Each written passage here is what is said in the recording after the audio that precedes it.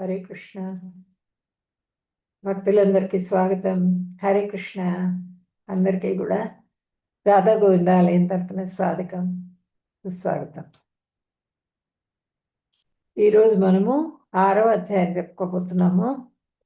ధ్యాన యోగం అన్నమాట 6వ అధ్యాయం.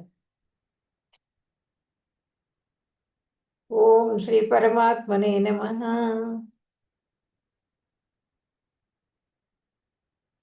ధ్యాన యోగం ఇది.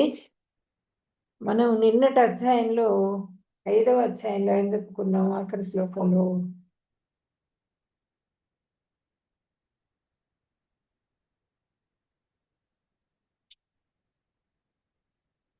5వ అధ్యాయంలో ఆఖరి శ్లోకంలో మనము భోక్తారం యజ్ఞతపసాం సర్వలోకమహేశ్వరం సుహృదం సర్వభూతానాం స్నాత్వా మాం శాంతి మృచ్చతి. భోక్తారం యజ్ఞతపసాం సర్వలోకమహేశ్వరం సుహృదం సర్వభూతానాం జ్ఞాత్వా మాం శాంతి మృచ్చతి. అన్ని యజ్ఞాలకి భోక్తను నేనే అని చెప్పారు నిన్నటి శ్లోకంలో భగవంతుడు. అన్ని యజ్ఞాలకి, తపో నియమాలకి భోక్తను నేనే, అన్ని లోకాలకు కూడా ప్రభువు నేనే, అన్ని లోకాలని సృష్టించిన వాడిని, అన్ని లోకాల ప్రభువు నేనే, ఉపదేవతలకి దేవతలకి అందరికి కూడా నేనే ప్రభువుని, నేనే శ్రేయోభిలాషిని, అందరి శ్రేయోభిలాషి నేనే అని చెప్పనని నిన్నటి శ్లోకంలో చెప్పుకున్నాము. ఈ విషయాన్ని ఎవరైతే తెలుసుకుంటారో వాళ్ళు భౌతికమైనటువంటి సుఖాల నుంచి విడివడి శాంతిని పొందుతారు అని చెప్పినని కూడా నిన్నటి శ్లోకంలో, నిన్నటి అధ్యాయంలో మనము ఎక్స్ప్లెయిన్ చేసి చెప్పుకున్నాం. ఈరోజు అధ్యాయంలో 6వ అధ్యాయం ఓం శ్రీ పరమాత్మనే నమః. ధ్యానయోగం ఈరోజు. ఇప్పుడు మనం మంగళాచరణం చేసుకుని అధ్యాయం మొదలు పెడతాం. నాతో పాటుగా మీరు కూడా ఇది చదువుకోండి మ్యూట్లో ఉండి. అప్పుడు మీకు మొత్తం శ్లోకాలన్నీ కూడా వచ్చేస్తాయి, నోటికి వచ్చేస్తాయి మీకు. గురు ప్రణామం. ఓం అజ్ఞానతిమిరాంధస్య జ్ఞానాంజనశలాకయా చక్షురున్మిళితం యేన తస్మై శ్రీ గురవే నమః. శ్రీచైతన్యమనోభీష్టం స్థాపితం యేన భూతలే స్వయం రూపః కదా మహ్యం దదాతి స్వపదాంతికం.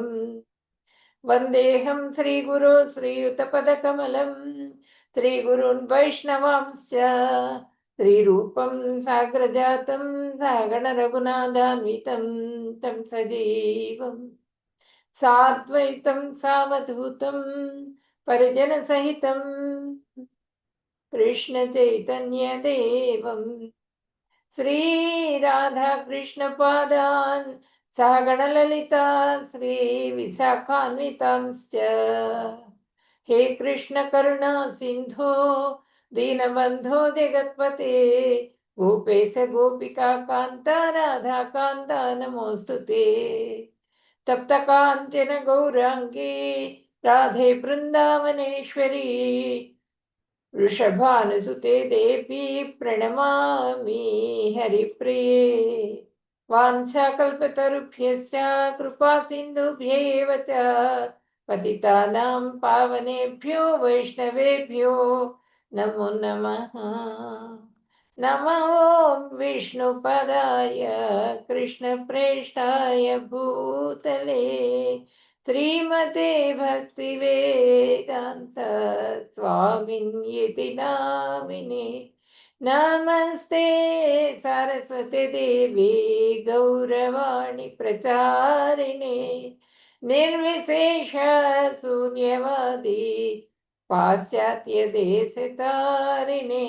జయ శ్రీ కృష్ణ చైతన్య ప్రభు నిత్యానంద శ్రీ అద్వైత గదాధర శ్రీవాసాది గౌర భక్త బృంద. హరే కృష్ణ కృష్ణ కృష్ణ హరే హరే హరే రామ రామ రామ హరే హరే. హరే కృష్ణ.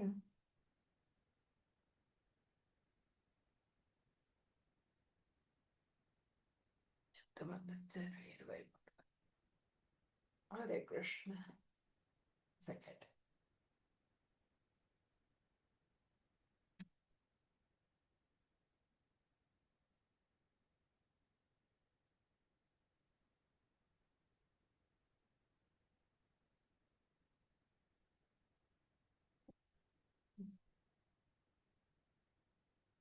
ఓం శ్రీ పరమాత్మనే నమః.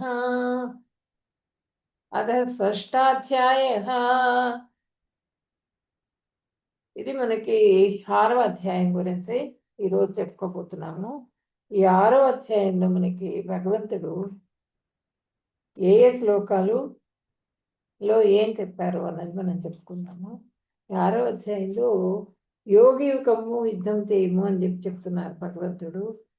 ఇప్పుడు ఈ ఆరుక్ష పరిపక్వ యోగి గురించి చెప్పుకుంటాం 1వ శ్లోకంలో. తర్వాత నిష్కామ కర్మయోగం గొప్పది అని చెప్పనని చెప్తారు 3 నుంచి 9వ శ్లోకం వరకు.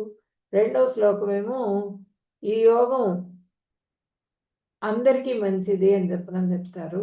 తర్వాత జ్ఞాననిష్ట, జ్ఞాని గురించి, ఆత్మ సాక్షాత్కారం గురించి, పరమాత్మ సాక్షాత్కారం గురించి, అష్టాంగ యోగ పరిపూర్ణత గురించి, అష్టాంగ యోగం బాగానే ఉంటుంది అని చెప్పనని చెప్తారు. అష్టాంగ యోగ పద్ధతి పురోగతి గురించి చెప్తారు. అష్టాంగ యోగం ఆచరించటం కష్టం, బాగుంటుంది కానీ ఆచరించటం చాలా కష్టం. మనస్సును నిగ్రహించుకోవటం ఎట్లాగూ అని చెప్పనని ప్రశ్న ఇస్తారు భగవంతుడిని. అభ్యాస వైరాగ్యాలతో మనస్సుని నిగ్రహించుకోవాలి అని చెప్పనని సమాధానం చెబుతారు భగవంతుడు. యోగ భ్రష్టుని గమ్యం ఏంటి అని చెప్పనని అడుగుతారు ఈ అధ్యాయంలో. యోగ భ్రష్టుడి గమ్యం ఏంటి అని అడుగుతారు. భక్తి యోగం ఉత్తమైనది అని చెప్పనని భగవంతుడు చెప్తారు. పరమయోగి భక్తి యోగి అని చెప్పనని కూడా ఈ అధ్యాయంలో మనకి భగవంతుడు చెప్తారు. ఈ అంటే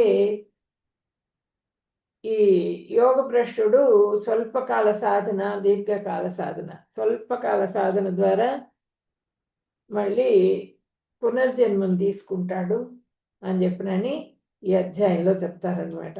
భక్తుల కుటుంబంలో, పుణ్యాత్ముల కుటుంబంలో, బాగా డబ్బున్న వాళ్ళ కుటుంబంలో జన్మిస్తాడు అని చెప్పినని కూడా ఈ అధ్యాయంలో మనకి చెప్పడం జరుగుతుంది అన్నమాట.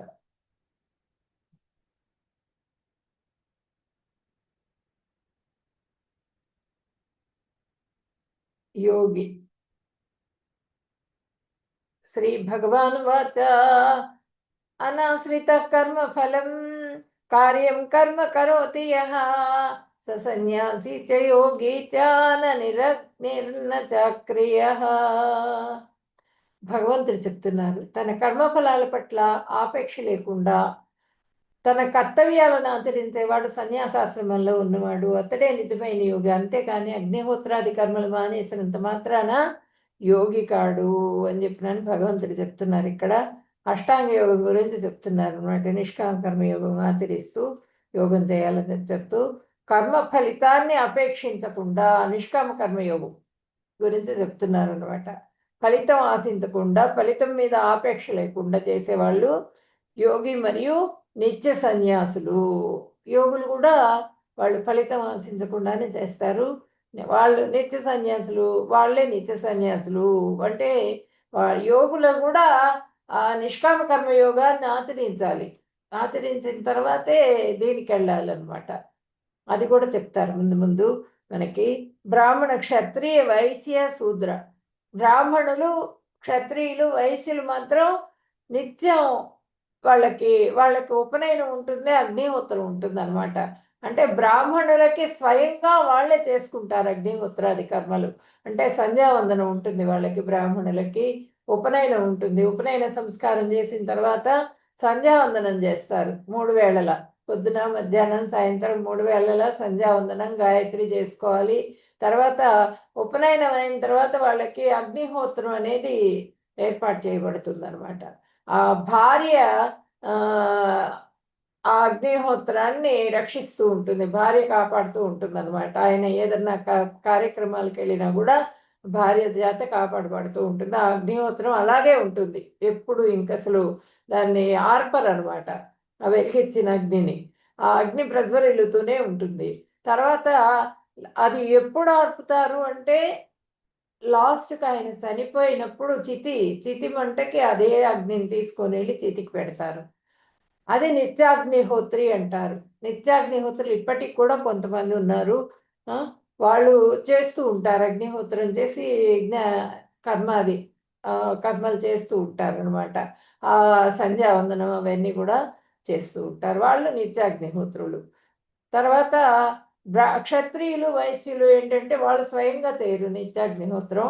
వా వేరే వాళ్ళ చేత చేయించుకోవాలి.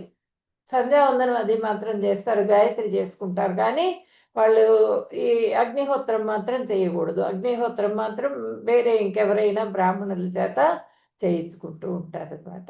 ఆ విధంగా వాళ్ళు అగ్ని చేస్తూ ఉంటారు. ఆ కార్యక్రమాలు చేస్తున్నప్పటికీ గూడా వాళ్ళు నిత్య సన్యాసుల కింద కాదు. నిత్య సన్యాసులు అంటే ఎవరు అంటే వాళ్ళు నిష్కామ కర్మయోగం. ఆ ఫలితాన్ని ఆశించకుండా ఎవరైతే చేస్తారో వాళ్ళు సన్యాసులు, నిత్య సన్యాసులు. ఇప్పుడు సన్యాసులు అంటే కాషాయ వస్త్రం ధరించి ఆ!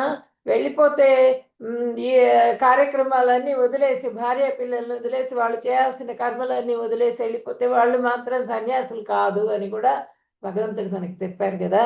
అదే ఇక్కడ కూడా చెప్తున్నారు. వాళ్ళు నిత్య సన్యాసులు కాదు. ఆ! కళ్ళు మూసుకొని కూర్చొని జపం చేస్తున్నామని కూర్చొని ఉంటారు. అంత మాత్రాన కర్మలు కర్మలు చేయకుండా వాళ్ళు వదిలేసినప్పుడు వాళ్ళు నిత్య సన్యాసుల కిందకి కాదు. కర్మలు ప్రీతిపూర్వకంగా భగవంతునికి సమర్పించాలి. వాళ్ళు చేసిన కర్మల్ని భగవంతునికి సమర్పిస్తూ ఉండాలి. ఆ ఫలితాన్ని, కర్మల ఫలితాన్ని. హ్మ్. అలా ఎవరైతే సమర్పిస్తారో దీనివల్ల వాళ్ళకి బ్రహ్మప్రాప్తి కలుగుతుందనమాట. బ్రహ్మప్రాప్తి కన్నా శ్రేష్టమైన భక్తి ప్రాప్తి కలుగుతుంది. ఇలా చేయటం వల్ల. నిష్కామ కర్మయోగం చేయటం వల్ల బ్రహ్మప్రాప్తి కలుగుతుంది. తర్వాత భక్తి ప్రాప్తి కలుగుతుంది. అన్నింటికంటే బ్రహ్మప్రాప్తి అన్నింటికన్నా కూడా శ్రేష్టమైనది ఏది అంటే భక్తి. భక్తి యోగం శ్రేష్టమైనది. భక్తి ప్రాప్తి శ్రేష్టమైనదనమాట. అట్లా చెప్తున్నారు ఈ ఈ శ్లోకంలో మనకి. అంటే ఏంటంటే మనం నిష్కామ కర్మయోగం చేస్తూ భగవంతుడిని ఫలితం ఆశించకుండా సేవించాలి. ఇప్పుడు యోగులు కూడా వాళ్ళేంటంటే కొంత వాళ్ళు ఆ యోగాభ్యాసం చేస్తూ వాళ్ళు పరమాత్మను పట్టుకుంటారు.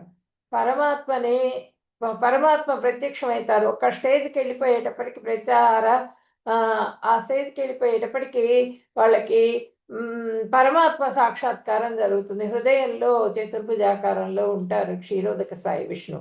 ఆయన దర్శనమవుతుందనమాట. ఆ దర్శనమైన తర్వాత వాళ్ళేం చేస్తారంటే, అబ్బాయి మాకు పరమాత్మ సాక్షాత్కారం వద్దు. అయ్యో! ఇటెళ్తున్నానేంటి అని చెప్పనని దాన్ని పక్కకి పెట్టేసేసి వదిలేస్తారు దాన్ని. వదిలేసేసి పూర్తిగా దాన్ని దగ్ధం చేసుకుంటారనమాట. ఆ ప్రత్యక్షమైన దీన్ని వాళ్ళేంటంటే, ఆ వేని దగ్ధం చేసుకొని, ఇటువైపు బ్రహ్మప్రాప్తి వైపు, దీని వైపు వచ్చేస్తారనమాట. ఏదంటే, మన ఇది ఆ జ్యోతి, బ్రహ్మజ్యోతి. బ్రహ్మజ్యోతి అంటే ఏంటి? భగవంతుడి నుంచి వచ్చేటువంటి ప్రకాశం అనమాట అది. ఇప్పుడు సూర్యుడి నుంచి ఏ విధంగా అయితే వెలుతురు, ప్రకాశం వస్తుందో, ఆ విధంగా బ్రహ్మజ్యోతిలో కూడా భగవంతుడి ప్రకాశం. ఈ సూర్యుడి ప్రకాశం కూడా భగవంతుడి ఇదే అనమాట, వెలుగే.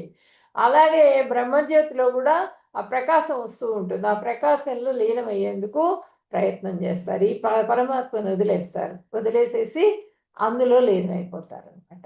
లేదు కొంతమంది ఈ పరమాత్మని ప్రత్యక్షం కాగానే ఈ పరమాత్మనే పట్టుకుని వాళ్ళు ఈ యోగం కొంత దూరం చేసిన తర్వాత ఆ పరమాత్మనే పట్టుకుని ఆ పరమాత్మ గురించి ప్రయత్నం చేసి వాళ్ళు ఆ పరమాత్మకి దగ్గరవుతారు యోగం ద్వారా కూడా. అది అటువంటి కర్మఫలాల్ని ఆశించి కర్మఫల ఆ కర్మలు చేస్తే ఆ ఫలితాన్ని నిష్కామ కర్మయోగాన్ని చేయటం ద్వారా వాళ్ళకి అంతఃకల్మష శుద్ధి జరుగుతుంది. ఈ యోగులకు కూడా అంతే, భక్తి యోగులకు కూడా అంతే. నిష్కామ కర్మయోగం ఆచరించడం ద్వారా వాళ్ళు అంటే ప్రతి వాళ్ళు కూడా నిష్కామ కర్మయోగం అన్నది ఆచరించాలి.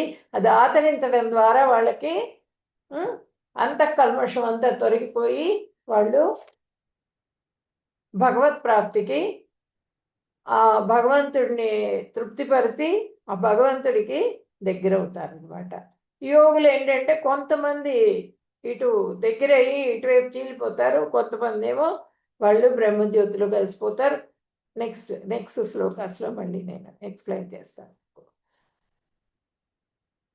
అగ్నిహోత్రాది కర్మలు మానివేసినంత మాత్రాన యోగి కాడు అని చెప్పినని చెప్తున్నారు ఇక్కడ. మనస్సు యొక్క స్వభావం, మనస్సు మానవునికి మిత్రుడా లేక శత్రువా?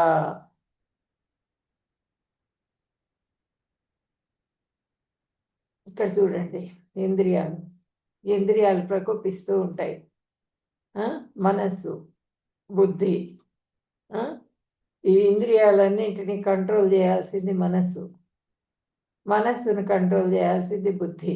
అంటే ఇంద్రియాల కన్నా శ్రేష్టమైంది మనస్సు అయితే మనస్సు కన్నా శ్రేష్టమైంది బుద్ధి. ఈ వీటి చేష్టల మూలంగా ఆత్మ తను బుద్ధి కన్నా అన్నింటికన్నా శ్రేష్టమైంది ఆత్మ అనమాట. తను మర్చిపోతుంది. ఆ దేహంలో ప్రవేశించినప్పుడు ఆత్మ తన చిత్స్వరూపం అనేటువంటిది మర్చిపోతుంది. ఆ భగవంతుడి సేవే నాకు ఇదే అనే విషయం మర్చిపోతుంది. మర్చిపోయి దేహమే నేను అనుకుంటూ ఉంటుందన్నమాట. దానికి మన సాధు పురుషులు సాధు సంఘం ద్వారా గుర్తు చేయాలి. గుర్తు చేసి ఇది చేసుకోవటం ద్వారా మాత్రమే మనము ఆ భగవంతుడి ప్రాప్తి కలుగుతుంది. భగవత్ ప్రాప్తి కలిగి భగవంతుడి దగ్గర కాగలుగుతాం. Is mind a friend or an enemy? ఎనిమీనా ఫ్రెండా? మన మనస్సు మనకి శత్రువా మిత్రుడా? బంధురాత్మాత్మనస్తస్య ఏనాత్మైవాత్మనాజితః అనాత్మనస్తు శత్రుత్వే వర్తేతాత్మైవ శత్రువత్. మనస్సును జయించిన వారికి మనస్సే మిత్రులలో ఉత్తముడు. కానీ అలా చేయడంలో విఫలమైన వాడికి అతని మనస్సు ఒక పరమ శత్రువు వలె పనిచేస్తుంది. ఇప్పుడు ఎలా అయితే ఇంద్రియాలు కూడా ఈ విధంగా ఇక్కడ చూడండి పులిని చూపిస్తున్నారు. అదేంటంటే ఇంద్రియాలు కూడా ఈ విధంగా నిద్రపోతూ ఉంటాయి. ఆ కోరికలు ఒక్కసారి అట్లా ఏ విధంగా అయితే ఆకలైనప్పుడు గర్జిస్తుంది కదా, మొత్తం అడవి మొత్తం దద్దరిల్లిపోతుంది. ఆ విధంగా గర్జిస్తాయి ఇంద్రియాలు కూడా వాటి కామం అనే కోరిక ద్వారా అవి వాటి కోరిక తీర్చుకోవడం కోసం ఇదైతన్నమాట. అది అటువంటి ఆ కోరికని ఎవరైతే జయించగలుగుతారో వాళ్ళకి మనస్సు మిత్రుడైతుంది. కోరికని జయించి నిష్కామ కర్మయోగాన్ని ఆచరించడం ద్వారా ఆ ఇంద్రియాలని ఎవరైతే కంట్రోల్ చేసుకొని భగవంతుడి తృప్తి కోసం, భగవత్ ప్రాప్తి కోసం, భగవంతుడి భక్తి కోసం మనము మన ఇంద్రియాలని మనము ఎప్పుడైతే వాడగలుగుతామో అప్పుడు మనము మన మనస్సుని జయించినట్లు, బుద్ధిని జయించినట్లు, ఆత్మ ఆనందాన్ని పొందుతుందన్నమాట. కానీ ఇలా చేయడంలో విఫలమైన వాడికి అట్లా ఇంద్రియాలను నిగ్రహించుకోవటంలో విఫలమవుతారు. వాళ్ళకి ఇంద్రియాలకు లోబడిపోతారు, ఆ కోరికకి లోబడతారు. అలాంటి వాళ్ళకి మనస్సు ఒక పరమ శత్రువుగా మారిపోతుంది. మనస్సుని ఇంద్రియ విషయాల వైపు వెళ్లకుండా చేసిన వారికి పరమాత్మపై సంలగ్నం చేసినప్పుడు వారికి మనస్సు మిత్రుడు. ఆ పరమాత్మతో సంలగ్నం చేయాలన్నమాట మనస్సుని. అప్పుడు వాళ్ళకి మిత్రుడైతారు. కోరికలు విషయాసక్తి ఉన్నప్పుడు మనస్సు ఇంద్రియ విషయాల వైపు లాక్కెళ్తూ ఉంటుంది. మన కోరికలు ఉన్నప్పుడు ఆ ఇంద్రియ విషయాల వైపు లాక్కెళ్తుంది. ఇంద్రియ విషయాలు ఏంటంటే మనకి నాలిక టేస్ట్ కావాలంటూ ఉంటుంది. ఏ అర్ధరాత్రప్పుడు నాకు ఇప్పుడు ఇది తినాలని ఉంది, టేస్ట్ కావాలి నాకు ఇప్పుడు కావాల్సిందే అంటుంది. అది మనసు ఏం చెప్పాలంటే మనస్సులోకి వెళ్తుంది అది కోరిక. వెళ్ళేటప్పటికి ఇంద్రియాల కోరికను గమనిస్తుంది. గమనించి ఎస్ అన్నది అనుకో, ఎస్ అనకుండా బుద్ధి చెప్పాలి, ఇది రాత్రి రా నాయనా, అర్ధరాత్రి ఎప్పుడు నువ్వు ఇప్పుడు అడుగుతున్నావు, నో, నోరు మూసుకుని పడుకో అనాలి. అట్లాగే కళ్ళు, అవి చూడాలి, ఇవి చూడాలి, నో, అవన్నీ చూడకూడదు. మనకి శాస్త్రాల్లో ఏదైతే ఉందో అదే విధంగా మనం ఫాలో అవ్వాలి అనేది ఒక దృఢమైన సంకల్పం, విశ్వాసం ఉండాలన్నమాట. భగవంతుడి మీద విశ్వాసముతో భగవంతుడిని సేవించటం మొదలుపెట్టిన తర్వాత మనకి ఈ ఇంద్రియాలన్నీ కూడా కంట్రోల్లోకి వస్తాయి. ఇక్కడ అట్లాగే చెవులు, ముక్కు, కళ్ళు, నాలిక, స్కిన్ ఏంటంటే మనకి ఆ మైదన కోరిక కలిగి ఉంటుంది అనమాట. మైదనం కావాలని కోరుకుంటూ ఉంటుంది. దానికి ఆ టచ్ కావాలి, నాకు వాళ్ళని ఇది చేయాలి. భగవంతుడి పాదాల స్పర్శతో మనము ఆ ఇవన్నీ కూడా కంట్రోల్ చేసుకోవాలి. కంట్రోల్ చేసుకుని భగవంతుడి పాద సేవ మాత్రమే మనకు కావాలి అని అనుకోవాలి. యోగులు కానీ, భక్తులు కానీ, ఎవరు కానీ. అప్పుడు వాళ్ళకి పరమపదం లభిస్తుంది. లేకపోతే గనక మనస్సు శత్రువైపోతుంది. ఇప్పుడు యోగం ద్వారా చేసే వాళ్ళకి బ్రహ్మప్రాప్తి కలుగుతుంది. భక్తి యోగం చేసే వాళ్ళకి భగవత్ ప్రాప్తి కలుగుతుంది. జీవాత్మ పరమాత్మ సేవలో రమిస్తుంది అనమాట. అప్పుడు ఆత్మ ఏమవుతుంది? చాలా ఆనందాన్ని పొందుతుంది. ఆనందం అపరిమితమైన ఆనందం అనమాట ఆ భగవంతుడి సేవలో. ఆ ఆనందాన్ని పొందేటప్పుడు దానికి పరిమితి ఉండదు. దాన్ని మనం చెప్పలేమన్నమాట నోటితో. అంత ఆనందాన్ని పొందగలుగుతుంది, రమిస్తుంది అనమాట ఆత్మ. ఏ పని చేసినా భగవంతునికి సమర్పించాలి. మనం చేసేది ఏ చేష్ట అయినా సరే కళ్ళతో చూస్తూ ఉంటాం. చూసేది భగవంతుడి శ్రీ విగ్రహాన్ని చూడాలి. శ్రీ విగ్రహాన్ని పాదాల దగ్గర నుంచి దర్శించుకోవాలి. మనం ఆ శ్రీ విగ్రహాన్ని దర్శించి ఆనందాన్ని పొందాలి. చక్కగా శాస్త్రాధ్యయనం చేయాలి. కళ్ళు ఇచ్చింది ఎందుకు? భగవద్గీత శ్లోకాలు చదువుకోండి, భాగవత శ్లోకాలు చదువుకోండి. ప్రభుపాదులు వారు బోలెడు పుస్తకాలకి భాష్యాలు రాశారు. అవన్నీ చదువుకోండి కళ్ళతో. అంతేగాని 24 గంటలు ఎప్పుడు కూడా టీవీ చూడాలి, అది చూడాలి, ఆ సీరియల్స్, ఏమి ఉపయోగమే లేదు. అవన్నీ కూడా మన మనసుని మొత్తం కూడా కలుషితం చేస్తాయి అన్నమాట. కాబట్టి అవన్నీ చేయకుండా ఈ ఇంద్రియాలన్నింటినీ ఏ విధంగా అయితే కంట్రోల్ చేస్తామో ఆ విధంగా కంట్రోల్ చేసినప్పుడు మనకి మనకి మిత్రుడవుతాడు, లేకపోతే మనసు శత్రువైతాడు. దుఃఖం వచ్చేస్తుంది. మనవి ప్రతిదానికి బాధ అనేది సుఖంతో పక్కనే దుఃఖం ఉంటుంది. ఆ దుఃఖం కలుగుతూ ఉంటుంది అనమాట. అప్పుడు శత్రువైపోతాడు మనసు మనకి. సరైన పదాన్ని అనుసరిస్తారు. ప్రగతిశీలమైన ఆరోగ్యకరమైన ఎంపికలు, ఇంద్రియ భోగం నుండి వైరాగ్యం, ఫలితం స్వేచ్ఛ మరియు ఔన్నత్యం. ఫ్రెండ్ అయిపోతాడనమాట మనస్సు మనకి. 8 కామం, కోపం, దురాశ వంటి పాపపు చర్యలను అనుసరిస్తుంది. చిరాకు, ఆందోళన తప్పుదారి పట్టిస్తుంది. ఇంద్రియ భోగంపై మమకారం, ఫలితం పతనం మరియు బంధనం. వాడి వల్ల కాదు, కాకపోయినా కూడా పక్కవాడు చేశాడు కదా అని చెప్పినని ఏదో టీవీలో అడ్వర్టైజ్మెంట్స్ చూసి అబ్బా మనకి ఇన్స్టాల్మెంట్ మీద ఇస్తున్నాడు వీడు అని చెప్పినని వెళ్ళి ఒక పెద్ద వస్తువును కొనుక్కొచ్చి ఇంట్లో పెట్టేసుకుంటాడు. ప్రతి నెల ఈఎంఐ కట్టాల్సి వస్తుంది, కట్టలేకపోతాడు. వాడికి ఇంట్లో అత్యవసరానికి వాడుకునే అమౌంట్ కూడా ఉండదు, అయిపోతూ ఉంటుంది అనమాట. ఈఎంఐలు కట్టుకుంటూ ఆ అప్పులన్నీ తీర్చుకుంటూ ఉండేటప్పటికీ మనకి ఆ వస్తువుని అనుభవిస్తున్నాం అనేటువంటి ఆనందం కూడా ఉండదు. దుఃఖం వచ్చేస్తుంది. ఎందుకు తీసుకున్నాను రా నాయన ఈ వస్తువుని అని చెప్పినని మనకి దుఃఖం వచ్చేస్తుంది. మళ్ళా ఓ పెద్ద ఇల్లు కట్టుకున్నారు. ఆ ఇల్లు కట్టినప్పుడు అందరూ వస్తారు, చాలా మెచ్చుకుంటారు, అబ్బా బ్రహ్మాండంగా కట్టేవరా. వాడు కట్టలేకపోతాడు, అప్పులు కట్టలేకపోతాడు, తీర్చలేకపోతాడు. వాకిట్లో వచ్చి కూర్చుంటారు. బ్యాంకుల వాళ్ళు, పోలీసులు అందరూ వస్తారు, పట్టుకుపోతారు. పట్టుకుపోయినప్పుడు అప్పుడు మనకి అవమానం జరుగుతుంది. అప్పుడు ఆ కోపము, దురాశ, కోపం వస్తుంది మన మీద మనకి. ఆ దురాశ మూలంగా ఏమవుతుందంటే ఆ దురాశతో కట్టుకుంటాడు. ఆ దురాశ పాప పనులు చేయిస్తుంది అనమాట. అవి మనకు వచ్చే ధనం సరిపోనప్పుడు తప్పు పనులు చేసైనా సరే ఏదో ఒక విధంగా దాన్ని సమకూర్చుకోవాలనేటువంటి మనస్తత్వం ఏర్పడుతుంది. ఆ ధనాన్ని ఏర్పరచుకునేటప్పటికీ అది తీర్చలేక వెంటనే పట్టుకునేటప్పటికి ఆ అవమానాలు భరించలేక చాలా చాలా కష్టపడుతూ ఉంటారు. అదేంటంటే బాధని కలిగిస్తుంది, చిరాకు, ఆందోళన, తప్పుదారి పట్టిస్తుంది, మనకి చికాకు వస్తుంది, మన మీద మనకే చికాకు వస్తుంది, ఆందోళన పుడుతుంది. ఇంద్రియ భోగం పైన మమకారం, ఆ మమకారం ఎక్కువగా ఉన్నందువల్ల మనకి అదే శత్రువుగా మారిపోతుంది. ఫలితం ఏంటంటే పతనం మరియు బంధనం, డౌన్ఫాల్ అయిపోతాం అనమాట, ఫాల్ డౌన్. దాని వలన మనకి బంధనం కలుగుతుంది.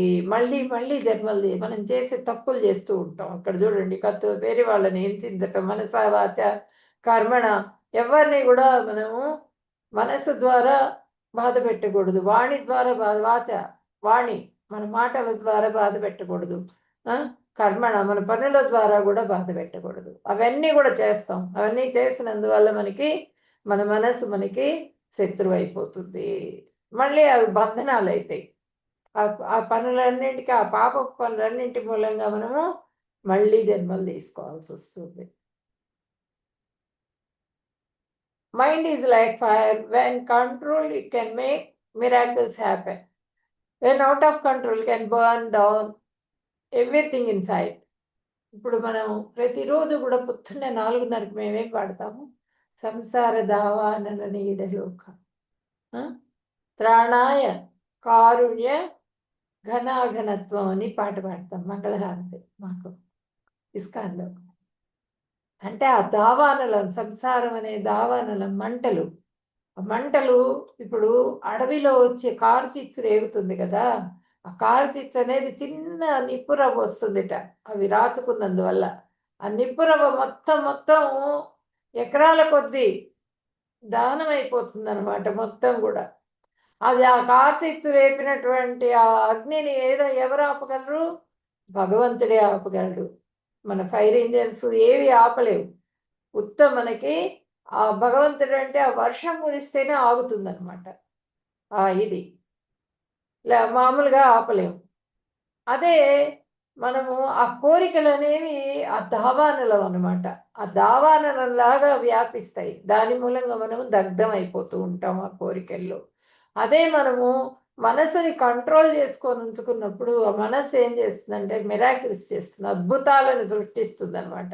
అద్భుతాలు చేస్తుంది. మన ప్రయాణము, మన యొక్క లక్ష్యము, మన మార్గము అన్నీ కూడా సుగమం అవుతాయి మనం సక్రమంగా బిహేవ్ చేసినప్పుడు, ఇంద్రియాలని కంట్రోల్ చేసుకుని. అది ఏంటంటే భక్తి మార్గం. ఆ భక్తి, భగవద్గీత ఎందుకు అంటే భౌతికంగా అభివృద్ధి కోసం కాదు. భగవద్గీత మనం చేసేది, భగవద్గీత చదువుకున్నా, భగవద్గీతలో క్లాసెస్లో జాయిన్ అయినా, భగవద్గీత నేర్చుకున్నా మనకి ఏంటంటే భక్తి ప్రాప్తి కలుగుతుంది, భగవత్ ప్రాప్తి కలుగుతుంది. భక్తిలో మనం అభివృద్ధి చెందుతాం, దాంట్లో మనం ఆనందాన్ని పొందగలుగుతాం అన్నమాట. మిగిలినవన్నీ అవి భౌతికంగా అవన్నీ ఆ కార్యక్రమాలన్నీ జరిగిపోతూనే ఉంటాయి. వాటి మీద ధ్యాస లేకుండా పూర్తిగా వైరాగ్యంలో భగవంతుడి సేవ చేస్తూ ఉన్నప్పుడు అప్పుడు మనసు మనకి మిత్రుడయ్యి మిరాకిల్స్ చేస్తుంది. ఈ విధంగా మనం ప్రగతిశీలమైన పనుల వైపు మన మనస్సు సాగుతుందన్నమాట.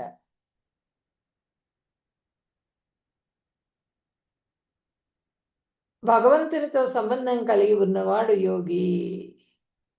జ్ఞాన విజ్ఞాన తృప్తాత్మా కూటస్థో విజితేంద్రియ యుక్తయుచ్యుచ్యతే యోగి సమలోష్టాస్మకాంచన. మనిషి తాను పొందినట్టు జ్ఞాన విజ్ఞాన విచక్షణచే పూర్తిగా సంతుష్టుడైనప్పుడు ఆత్మానుభవంలో నెలకొనిన వానిగా చెప్పబడి యోగిగా పిలువబడతాడు. అతడు దివ్యత్వంలో నెలకొని ఆత్మనిగ్రహంతో ఉంటాడు. మట్టి, రాళ్ళు మరియు బంగారం అన్నింటినీ ఒకే దృష్టితో చూస్తాడు. అది మట్టి కానీ రాళ్ళు కానీ. ఇప్పుడు ఇక్కడ చూడండి, ఇక్కడ ఏం చెప్తున్నారు? ఇప్పుడు 7, 8, 9 శ్లోకాలు యోగి గురించి చెప్తున్నారు మనకి, ఈ 3 శ్లోకాలు కూడా. ఇప్పుడు ఒక లడ్డు తీసుకున్నాం, ఆ లడ్డు చూసాం, దాని ఆకారం కనిపిస్తున్నది, అది తీయగా ఉంటుంది, ఎల్లోగా ఉంది, ఆకారం బాగుంది, ఎల్లో కలర్లో ఉంది, అట్రాక్షన్గా ఉంది, చాలా తీయగా ఉంటుందట. తీపి అంటే ఏంటి అని ఎట్లా తెలుస్తుంది మనకి? అది టేస్ట్ చేసినప్పుడు అది దాని ఆకారము దాని అంతానేమో మనకి జ్ఞానం అయితే విజ్ఞానం. విజ్ఞానం అంటే ఏంటంటే అది తిని చూడాలి. అది తిన్నప్పుడు కలిగేటువంటి తృప్తి ఉంటుంది కదా, ఆ టేస్ట్ ఉంటుంది కదా, టేస్ట్ తెలుస్తుంది. అది తెలిసినప్పుడు అది విజ్ఞానం అవుతుంది. జ్ఞాన విజ్ఞాన తృప్తాత్మ. జ్ఞాన విజ్ఞాన విచక్షణతో పూర్తిగా సంతుష్టుడైపోతాడు. ఎప్పుడు ఆ భగవంతుడి భక్తిలో పూర్తిగా నిష్కామ కర్మయోగాన్ని ఆచరించినప్పుడు వాళ్ళు అంతఃకల్మష శుద్ధి కలిగి వాళ్ళు గురువుని పట్టుకుని ఆ గురువు చెప్పిన ఆదేశాల ద్వారా వాళ్ళు భగవంతుడి పాదాలకి తృప్తిగా సేవ చేయగలిగినప్పుడు వాళ్ళు సంతుష్టుడుగా సంతోషంతో ఆనందంతో రమిస్తుందన్నమాట ఆత్మ. అంతేగాని ఈ భౌతికమైన కోరికలు తీర్చుకుంటూ ఉన్నందువల్ల ఆనందం రాదు. సుఖంతో పాటుగా దుఃఖం కూడా ఉంటుంది. ఆత్మానుభవంలో నెలకొన్న వానిగా చెప్పబడి యోగిగా పిలువబడతాడు. దివ్య అంటే భక్తి యోగి కానీ అష్టాంగ యోగి కానీ ఇద్దరికి కూడా వర్తిస్తుంది ఇది. అతడు దివ్యత్వంలో నెలకొని ఆత్మ నిగ్రహంతో ఉంటాడు. మట్టి ఏదైనా సరే వాళ్ళకి భక్తుడికి కానీ యోగికి కానీ మట్టిని చూసిన లోష్టం అంటే ఏంటంటే మట్టి మట్టి ముద్ద. లోష్టాస్మ కాంచన, మట్టి రాళ్ళు, మళ్ళనేమో బంగారం, కాంచనం బంగారం, ఏది చూసినా సరే అన్నీ ఒకటేగా కనిపిస్తాయి అన్నమాట. వాళ్ళకి ఒకే దృష్టితో ఉంటారు.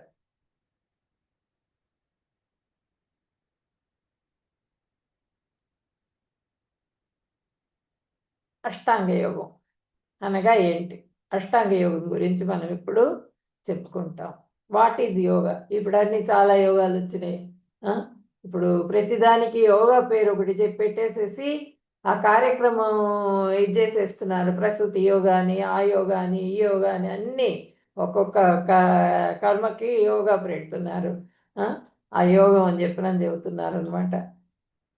కర్మయోగం, జ్ఞానయోగం, అష్టాంగ యోగం, భక్తి యోగం. ఇప్పుడు ఈ యోగాలు ఏవి చేసినా సరే బ్రహ్మప్రాప్తి, భగవత్ ప్రాప్తి ఆ రెండే మనకు కావాల్సింది. వాట్ ఈజ్ అష్టాంగ యోగ? సమాధి, యమ. ఫస్ట్ అష్టాంగాలు 8 ఇవన్నమాట అష్టాంగ యోగాలు. అంటే యమ, నియమ, ఆసన, ప్రాణాయామ, ప్రత్యాహార, ధారణ, ధ్యాన, సమాధి. ఈ 8 చేయటం ద్వారా వాళ్ళు బ్రహ్మజ్యోతిలో లీనమవుతారు. ఫస్ట్ యమ 6.10 అనమాట. యమ అంటే ఎక్స్టర్నల్ డిసిప్లైన్స్ అనమాట. ఎప్పుడును మనసుని ఒంటరిగా వెళ్తారనమాట. ఒంటరిగా వెళ్ళిపోయి ఒక ప్రదేశంలో కూర్చుంటారు. ఫస్ట్ ఈ శ్లోకం చదువుతాం. 10వ శ్లోకం.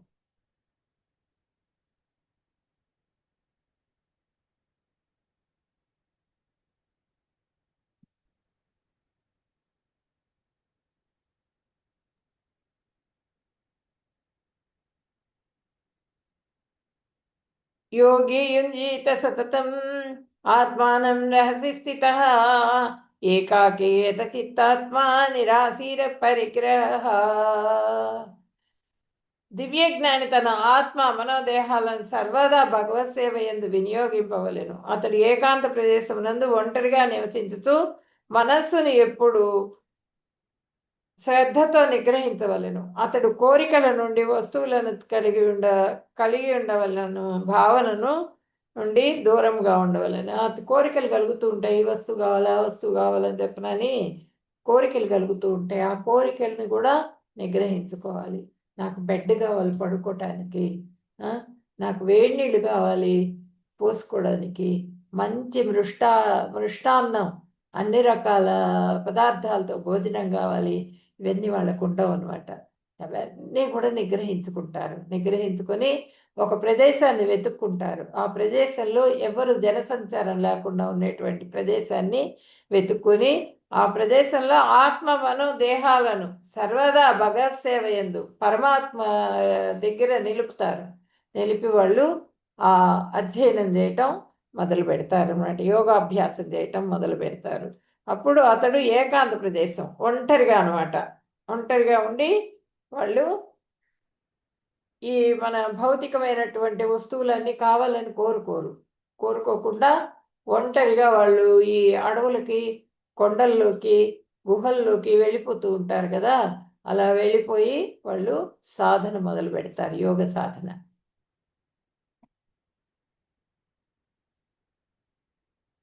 తర్వాత నియమ. నియమ అంటే మనకి 17వ శ్లోకం.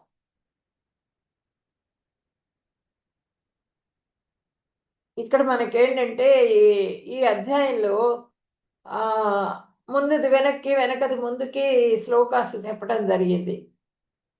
మన ఆర్డర్‌లో మనమే నోట్ చేసుకొని మనం నేర్చుకోవాలి.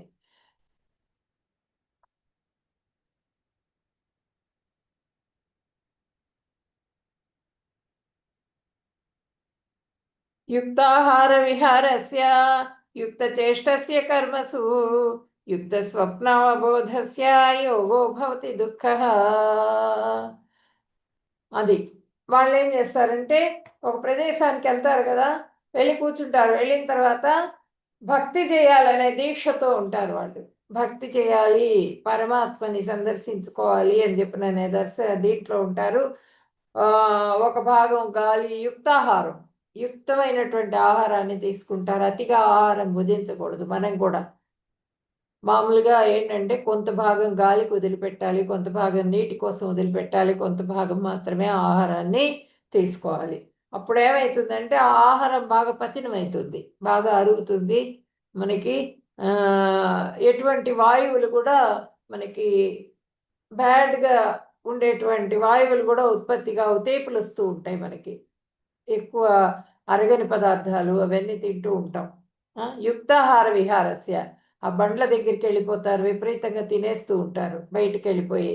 ఆ మిరపకాయ బజ్జీలొకటి, పానీపూరీలొకటి ఇలాంటివన్నీ ఆహారాలన్నీ గూడా వాళ్ళు కంట్రోల్ జేసుకోవాలి. భక్తులు గూడా. ఎప్పుడు గూడా తేలిగ్గా ఉండాలి వాళ్ళ శరీరం.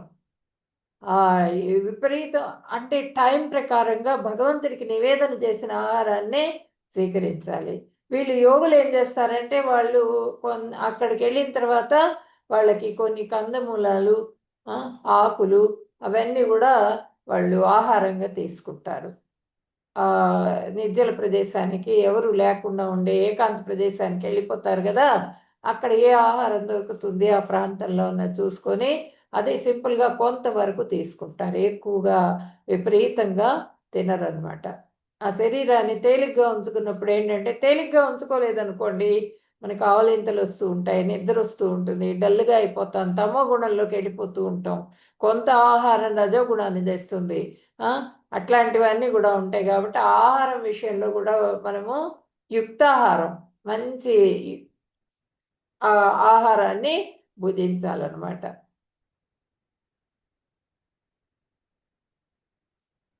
ఆహారము, నిద్ర, విహారము, పనుల అలవాట్లను ఎవరు క్రమపరిచి ఉంటారో వారు యోగ సాధన ద్వారా సమస్త భౌతిక దుఃఖాలు పోగొట్టి యోగ స్థితి కలుగుతుంది. ఇట్లా నిర్జనం, జనం ఎవరు లేని ప్రదేశంలో యోగి సర్వదా దేహాన్ని, మనస్సును, ఆత్మను భగవంతుడి సంబంధంలోనే వినియోగించాలి. అంటే ఆ భగవంతుడు, ఆ పరమాత్మ ధ్యానంలో కూర్చుంటారు వాళ్ళు. హ్మ్. ఒంటరిగా జీవిస్తే ఎల్లప్పుడూ జాగ్రత్తగా మనస్సుని జాగృతావస్థలో ఉంచుతారు మనస్సుని. అంటే అది ఎప్పుడు గూడా ఇదిగా ఉంటుందనమాట. ఏమంటారు జాగృతమై ఉంటుంది. తర్వాత అతడు ఆశలను వదిలి ఏమి పరిగ్రహించకుండా ఉండాలి. మనకి కోరికలుంటాయి గదా! ఆశలంటే. ఆ కోరికలన్నీ గూడా ఏవి ఉండకూడదు వాళ్ళకి. చాలా సింపుల్‌గా వాళ్ళు జీవితాన్ని గడిపేందుకు రెడీ అయిపోయి, ఆ యోగి అనే దాంట్లోకి, ఆ యోగ సాధన కోసంగా వాళ్ళు వెళ్ళిపోతారు.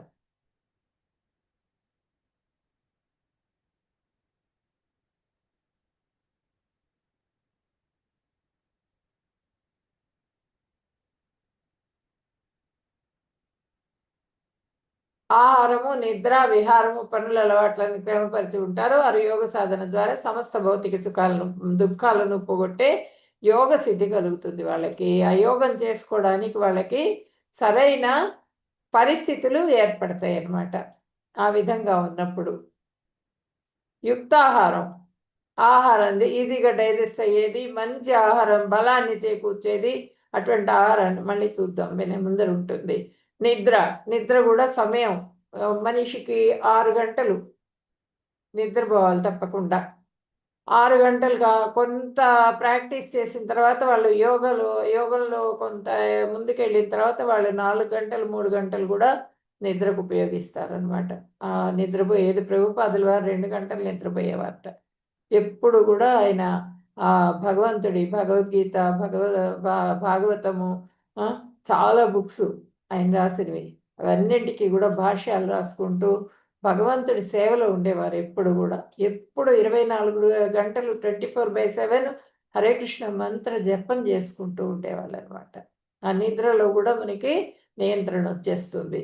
విహారం, ఎక్కడికి పోవాలి, ఇక్కడికి పోవాలి, వాళ్ళ ఇంటికి పోవాలి, వీళ్ళింటికి పోవాలి, అక్కడ తిరగాలి, ఇటువంటివన్నీ ఏమీ ఉండవు. ఒక ప్రదేశాన్ని చూసుకుని ఆ ప్రదేశంలో కూర్చుంటారు యోగులు.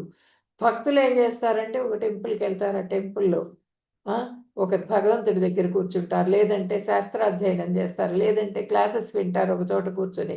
అట్లా వాళ్ళు విహారాన్ని కూడా కంట్రోల్ చేసుకుంటారు. పనుల అలవాట్లను కూడా నియంత్రించుకుంటారు.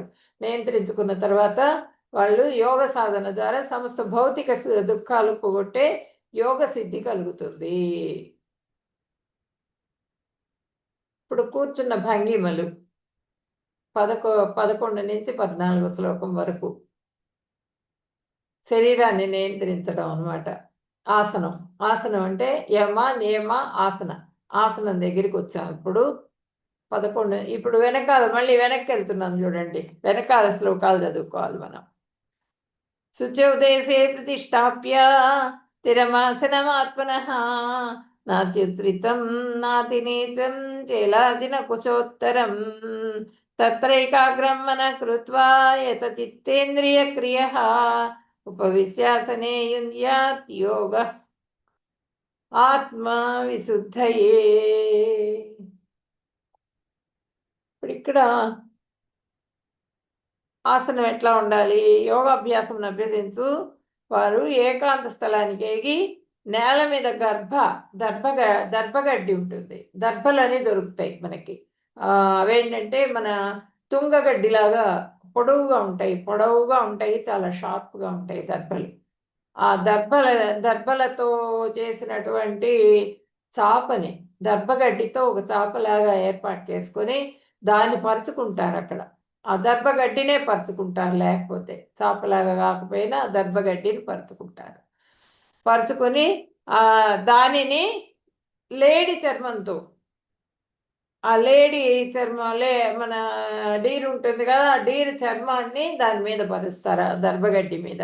తర్వాత దాని మీద మెత్తటి మృదువైన వస్త్రాన్ని కప్పుతారు. దాని మీద మెత్తటి మృదువైన వస్త్రాన్ని కప్పి ఆసనం అంతా ఒక మరీ ఎత్తుగా పెట్టరు, మరీ తక్కువగా పెట్టరు, కొంచెం సుమారైన ఎత్తులో ఆసనాన్ని ఏర్పాటు చేసుకుంటారు. ఏర్పాటు చేసుకున్న తర్వాత అది పవిత్రంగా, స్థలం కూడా పవిత్రంగా శుభ్రంగా ఉండేట్టుగా చూసుకుని ఆసనాన్ని ఏర్పాటు చేసుకోవాలి. అప్పుడు యోగి దాని మీద స్థిరంగా కూర్చుని తన మనస్సును, ఇంద్రియాలను, వ్యాపారాలను నిగ్రహించుతూ ఒకే లక్ష్యం నందు తన మనస్సును స్థిరం చేసి హృదయమును పరిశుద్ధము చేసుకున్నట్టుకై యోగమును అభ్యసించవలెను. ఆ విధంగా చేసుకున్న తర్వాత ఆసనం ఏర్పాటు చేసుకున్న తర్వాత ఆసనం మీద కూర్చొని ధ్యానించటం మొదలు పెడతారు. పరమాత్మ ధ్యానంలో కూర్చుంటారనమాట వాళ్ళు. ఆ పరమాత్మ ధ్యానంలో కూర్చొని పరిశుద్ధంగా చేసుకున్నట్టుకై యోగాన్ని కూర్చొని ఆ యోగం చేయటం మొదలు పెడతారనమాట. ఫస్ట్ స్టార్టింగ్ వాళ్ళు ఈ శ్వాసని తీసుకొని ప్రాణాయామం చేస్తారు.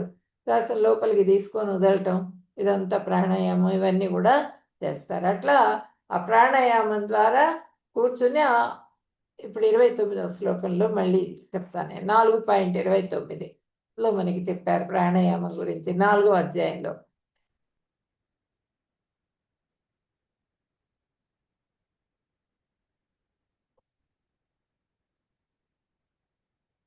అపానే జుహ్వతి ప్రాణం ప్రాణే పానం తథా పరే ప్రాణాపానగతిరుద్ధ్వా ప్రాణాయామ పరాయణాః అపరే నేతాహారాః ప్రాణాన్ ప్రాణేషు జుహ్వతి.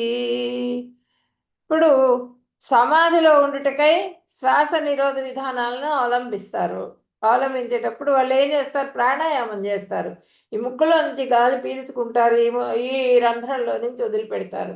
అది ప్రాణాయామం. ఇందులో నుంచి పీలుస్తారు, ఇందులో నుంచి వదిలిపెడతారు. అందులోనే కొన్ని పద్ధతులు ఉంటాయి. ఒకే ముక్కుతో గాలి పీల్చుకుని వదిలేస్తూ ఉంటారు ఒకే రంధ్రంతో. తర్వాత ఆ పీల్చిన గాలిని లోపల స్తంభింపజేస్తారు. తర్వాత ఇలాగే కొన్ని ప్రక్రియలు ఉంటాయి. ఇలాంటి ప్రక్రియలన్నీ కూడా చేస్తూ ఉంటారు. శ్వాస నిరోధం కొంత సాధన మొత్తం అయిపోయిన తర్వాత ఆ శ్వాసను కూడా నిరోధిస్తారు. అంటే ఆ ప్రాణాయామం కూడా ఆ లోపలికి తీసుకునే గాలిని కూడా వాళ్ళు తీసుకోరనమాట. పూర్తిగా స్తంభింపజేస్తారు లోపల. స్తంభింపజేసి ఇంకా ఆ గాలిని కూడా తీసుకోవడం మానేస్తారు. కొన్ని రోజులైన తర్వాత ఆ గాలినే భుజిస్తారు. లోపల స్తంభింపజేసి ఆహారం తీసుకోరు. ఇంకా ఆహారం తీసుకోకుండా ఆ గాలినే ఆహారంగా భుజిస్తారు. తర్వాత ఆ గాలిని కూడా స్తంభింపజేసేస్తారు లోపల. ఇంక అసలు తీసుకోరు అనమాట. తీసుకోకుండా అలాగే కూర్చొని ఉండిపోతారు. లోపలికి వచ్చుదాని ఎందును లోపలికి వచ్చి ఊపిరి బయటికి పోవుదాని ఎందును నిలుపుటకు అభ్యసించి చివరికి ఉచ్ఛ్వాస నిశ్వాసాల ఆపేస్తారు. ఆపేసి సమాధి స్థితికి వెళ్ళిపోతారు అనమాట. వారిలో కొందరు ఆహార క్రమమును తగ్గించి యజ్ఞ రూపమును బయటికి ఊపిరిని దాని అందే అర్పింతురు. మనము బయటికి వదిలేస్తాం గాలిని. ఆ బయటికి వదలకుండా లోపలికి పీల్చుకున్నటువంటి గాలిని అగ్ని ప్రజ్వరిల్లుతూ ఉంటుంది కదా! ఆ అగ్నిలో ఆ గాలిని కలిపేసేసి పూర్తిగా అదే ఆహారంగా తీసుకుంటారు. ఇంకసలు మళ్ళీ వాళ్ళు స్తంభింపజేస్తారు కదా! ఇంక మళ్ళీ వాళ్ళు ఆ గాలిని కూడా తీసుకోరు. తీసుకోకుండా దాన్ని స్తంభింపజేస్తారు. అది ప్రాణాయామం. ప్రత్యాహార ఇంద్రియాలను ఉపసంహరించుకోవడం. 6.15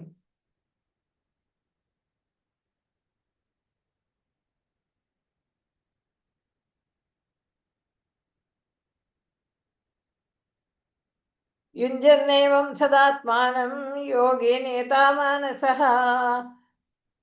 శాంతిం నిర్వాణ పరమాం మత్సంస్థామధిగచ్చతి.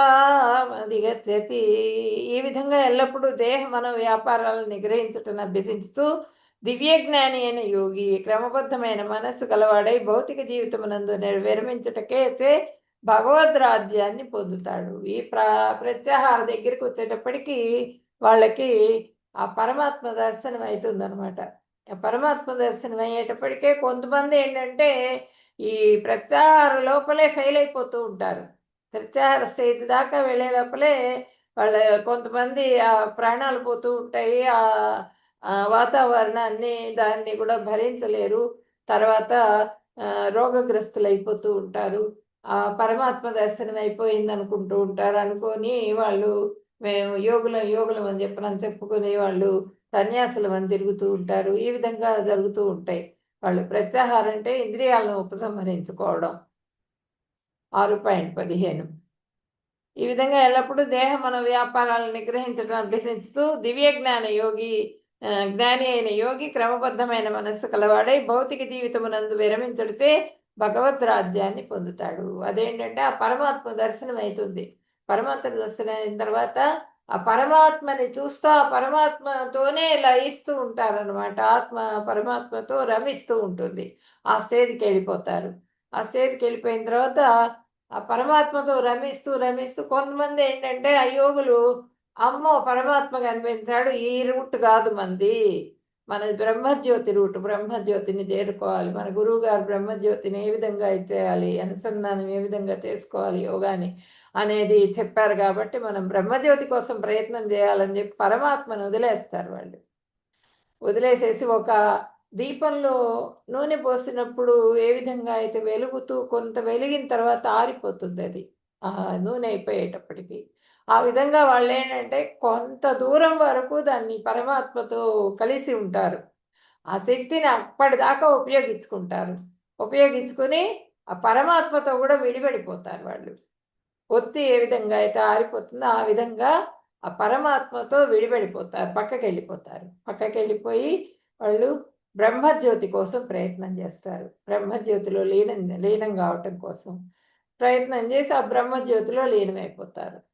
తర్వాత పరమాత్మ కావాలి అని అనుకున్న వాళ్ళు, ఆ పరమాత్మను చూసి భక్తి యోగాన్ని ఆచరించిన వాళ్ళు దీంట్లోనే కంటిన్యూ అవుతారు. ఆ పరమాత్మను చూస్తూ పూర్తిగా సమాధి స్థితికి వెళ్ళిపోతారు. సమాధి స్థితికి వెళ్ళిపోయి బ్రహ్మరంధ్రం ఓపెన్ అవుతుంది. బ్రహ్మరంధ్రం ఇక్కడ ఓపెన్ అయ్యి ఆ భగవద్ధామానికి చేరుకుంటారు వాళ్ళు, ఈ యోగులు కూడా.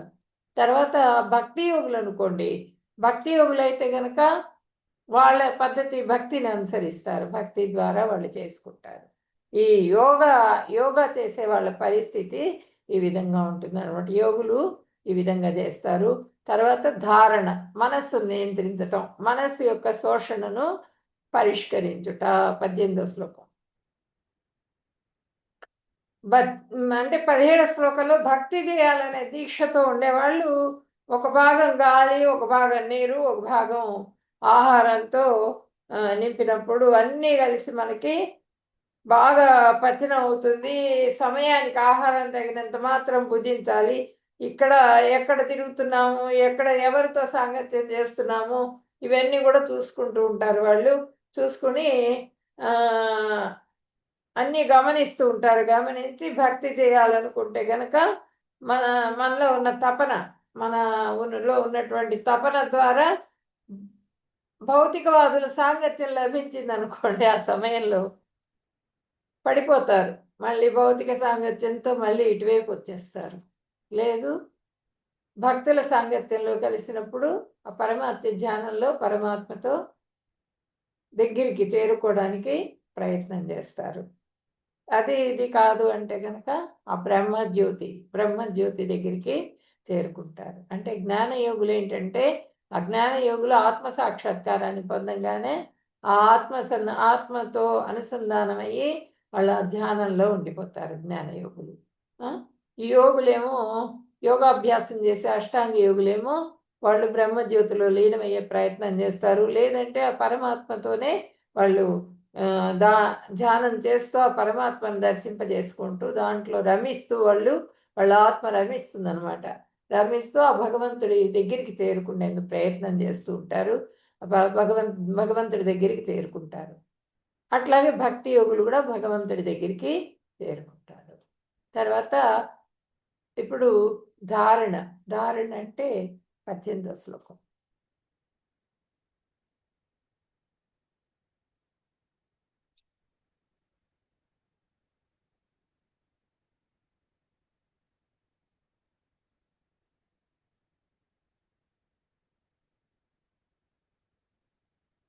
యదా వినియతం చిత్తం ఆత్మన్యేవావతిష్ఠతే నిస్పృహ సర్వకామేభ్యో యుక్త ఇత్యుచ్యతే తదా.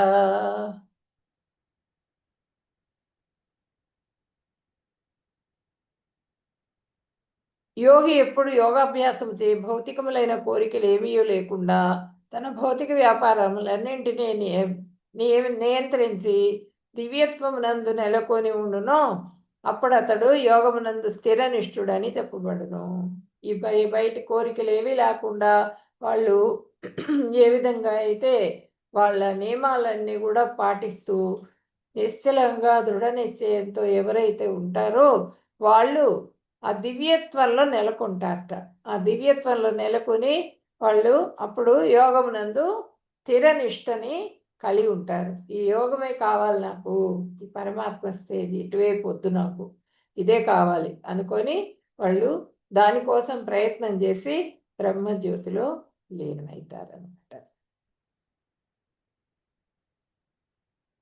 లేదు, పరమాత్మని దర్శింపజేసుకొని ఆ పరమాత్మని ఎలా ఈ సవై మన కృష్ణ పదార విందయో వచాంసి వైకుంఠ గుణానువర్ణనే కరో హరే మందిరమార్జనాదిషు శృతిం చకారాచ్యుత తత్కదోతయే ముకుందలింగాలయ దర్శనే దృశౌ తద్భృత్యగాత్ర స్పర్శేంగ సంగమం గ్రాణంచ తత్పాద సరోజ సౌరభే శ్రీమత్తులస్యా రసనాం తదర్పితే పాదౌ హరే క్షేత్రపదానువర్పణే శిరో హృషీకేశ పదాభివందనే కామంచ దాస్యేన తు కామకామ్యయా యథోత్తమ శ్లోక జనాశ్రయారతి.